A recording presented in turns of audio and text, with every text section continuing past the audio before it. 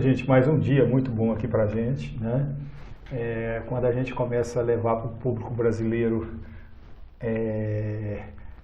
o direito preventivo, né? O entendimento do direito, para a gente é uma glória a gente fazer isso. E mais uma vez nós estamos com esse nosso grande parceiro aqui, ele vai se apresentar para vocês e vai começar a conversar com vocês e depois nós vamos começar uma série de perguntas. Falou, Luiz, primeiramente eu não posso deixar de lançar minha gratidão a você e a sua equipe, onde estou tendo mais uma grande oportunidade de poder falar, né, dos assuntos jurídicos, né, ligados à advocacia bancária. A minha advocacia ela é mais concentrada nesse segmento, mas também trabalho em outros ramos, né, outros campos, né, como direito de família, sucessões, família. Luiz, um rápido e lacônico comentário. Já estamos completando a 5ª entrevista, né? Com certeza. E com muito sucesso, né, Ronan? Está muito bom, né? E vale ponderar que a primeira entrevista ela foi uma espécie de uma introdução, né? Considerações iniciais no tocante à advocacia bancária. Falei sobre a fortíssima política de acordo, ora patrocinada pelos bancos. Falei sobre a teoria do dano eficiente. Poucas pessoas buscam a intervenção da justiça e essas pessoas que buscam acabam sendo contempladas pela ótimos acordos, né? Falei sobre a questão referente à benevolência do Poder Judiciário em relação à política bancária e nessa entrevista também quero ressaltar um importante exemplo e evidentemente que as entidades bancárias, os bancos, acabam tirando proveito disso, né? Pois os contratos bancários não são equilibrados. Já na segunda entrevista, bem como na terceira, tiveram como tema pegadinha do bom acordo. Logo, em ambas, eu ressaltei algumas dicas, orientações, pontos para evitar que os consumidores não caiam em péssimas tratativas, em péssimas negociações. Que sejam lesados, né? Exatamente. E, consequentemente, não sejam novos patrocinadores do chamado enriquecimento sem causa ou enriquecimento ilícito, beneficiando, é lógico, as entidades financeiras. Na 4ª e última entrevista, eu dei início ao importante tema busca-apreensão em relação a veículos financiados e, simultaneamente, o processo de busca-apreensão quando envolve contrato de leasing ou arrendamento mercantil. Então, essa entrevista, portanto, é o segmento, né, é o prosseguimento da última, portanto, busca-apreensão parte 2. Luiz, o que eu posso afirmar, dizer, que esse trabalho em série tem como alvo, tem como escopo, fazer uma extensão das minhas consultas jurídicas, que eu faço day by day, dia após dia, né? Seja pelo aplicativo WhatsApp, seja pelo telefone ou pessoalmente no meu escritório. Portanto, esse trabalho, ele não deixa de representar um material informativo, para que as pessoas possam eliminar as suas interrogações, as suas dúvidas, né?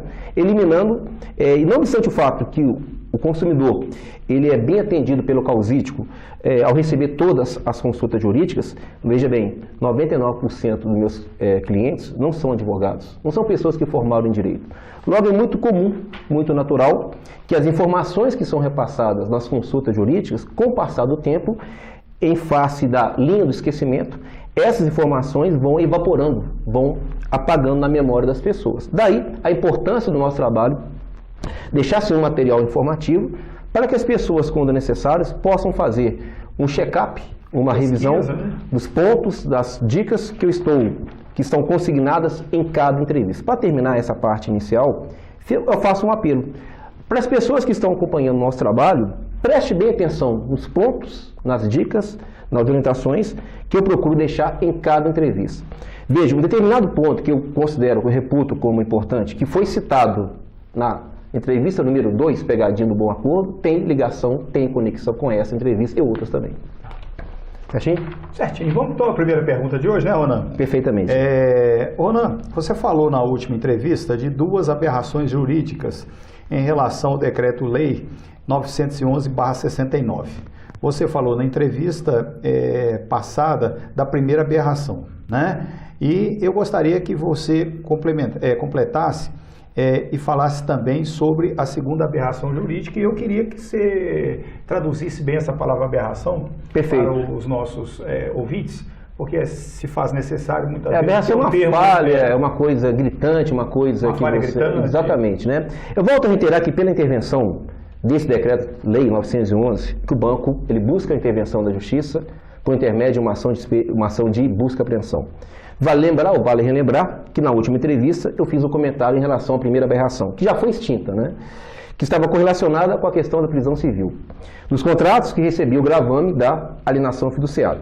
Então, quando o consumidor não estava em dia com a sua obrigação contratual, o banco buscava a intervenção da justiça, exigia o pagamento da dívida ou a entrega forçada do veículo. sob pena da prisão civil. Há um tempo atrás, alguns magistrados, alguns juízes, determinavam as prisões dos contratantes. Hoje não há que se cogitar nessa ideia, em relação à prisão civil, em relação a débitos contratuais, incluindo débitos correlacionados a contratos de financiamentos, né, bancários. Então vamos encontrar, Luiz, uma avalanche, um caminhão de argumentações, como o Brasil é signatário do Pacto de São José da Costa Rica, e outros tantos argumentos, né? Logo, se algum empregado do banco articular que a não entrega do veículo vai sujeitar à prisão civil, hoje esse tipo de argumento não passa de uma grande piada. Mas a minha ótica, a segunda aberração que eu vou comentar nessa entrevista, né, diferente da primeira aberração, essa não foi, no meu conceito, essa não foi extinta, não foi exterminada, não foi abolida. Bom, tal aberração, quer dizer, falha, né, está interligada com as garantias. Você que é perito, né, princípio do contraditório e da ampla defesa. Luiz, você que é perito, sabe, qualquer processo administrativo ou processo judicial não poderá ser eliminado essas garantias, o contraditório e a ampla defesa. Então, Luiz, se você acabou de receber uma multa de trânsito, no valor de R$50, um valor ínfimo, para convalidar a aplicabilidade dessa multa, obrigatoriamente tem que ser acatado o princípio do contraditório, o princípio da ampla defesa, sob pena da nulidade, da nulificação dessa multa aplicada através de uma ação anulatória. No tocante ao Decreto-Lei 911/69, que tem ligação com a pauta dessa entrevista, esse decreto, como eu já tinha comentado, nasceu no regime militar. Simplesmente no período de 1969 a 2004, portanto 35 anos, reinou de forma absoluta, né? E absurda, né? Sem contraditório, sem ampla defesa. Essa imensa, gigante falha, pecha, só foi sanada, só foi retificada, entre aspas, e eu vou explicar o porquê, entre aspas, com o artigo 56 da Lei Federal 10.931/2004, que está atrelada ao Decreto-Lei 911/69. Então, em tese, hoje é totalmente possível, eu como consumidor, eu fazer o apontamento das cláusulas abusivas, debater a revisão contratual na própria defesa da ação de busca e apreensão, o mesmo se aplica um processo de reintegração de posse. Artigo 3º, parágrafo 3º do Decreto 911/69, redação dada pela Lei Federal 10.931/2004. Mas durante o período de 35 anos, ou seja, de 69 a 2004, isso não era possível. Veja bem, o banco, ele buscava a intervenção da justiça através de uma ação de busca e apreensão. O consumidor contratante, veja o absurdo, tinha apenas dois caminhos, duas alternativas. Alternativa número 1, purgar a mora. E alternativa número 2, a entrega forçada do veículo. Ou seja, purgar a mora, pagar o débito que está sendo apresentado na peça inicial do processo de busca e apreensão. Luiz, sempre valores abusivos. Essa regra não foi quebrada durante muitos anos. Né? Quantas perícias foram feitas? Exatamente.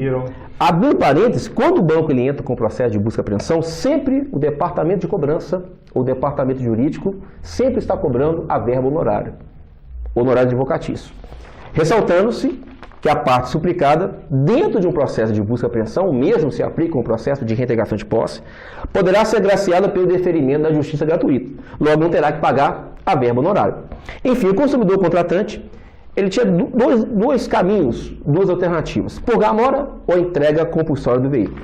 É lógico, Luiz, que evidentemente que esse cenário, esse quadro, provocou uma grande contestação, uma grande repercussão, uma forte indignação social, inconformismo dos advogados, que defendiam os consumidores nos processos sob a regência desse decreto 911/69, pela falta do contraditório da ampla defesa. Então houve um grande embate, um debate jurídico, nasceram várias decisões judiciais, jurisprudências, e algumas sinalizando a inconstitucionalidade desse decreto-lei 911/69.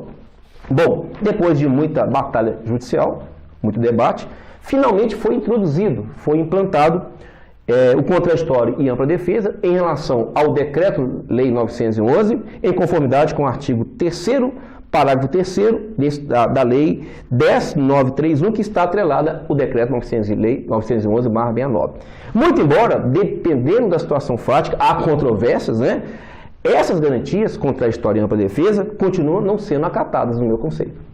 Você acredita, então, que apesar de já ter se alterado o processo jurídico, jurisprudências acontecendo, isso na prática... eu vou explicar mais na frente na entrevista. Dependendo da situação fática, para mim, o contraditório e a ampla defesa continua ainda não sendo atendido. Não sendo atendido, que é uma grande um perigo para nós Com consumidores. certeza. Né? E uma desobediência à legislação também. Exatamente, né? Exatamente. Né? Já passo para a segunda pergunta, doutor? Pode sim, perfeitamente. Doutor, você quer dizer